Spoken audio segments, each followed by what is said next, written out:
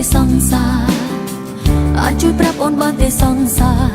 បងឲ្យអូនចាញ់ទាំងមិនដឹងខ្លួនដោយគ្មានពាក្យប្រកែកឬតវ៉ា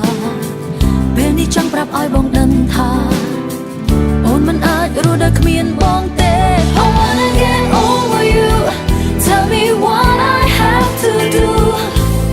ប្រាប់បានតែហេតុអ្វីសុំបងម្ដងចាត់តែស្រឡាញ់គេ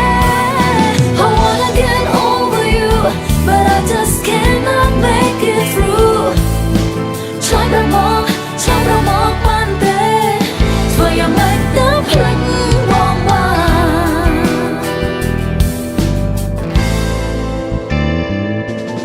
មិនស្រឡាញ់គ្នាក្រែងយើងសន្យាមិនទុកអ្នកណាឲ្យនៅតែតោ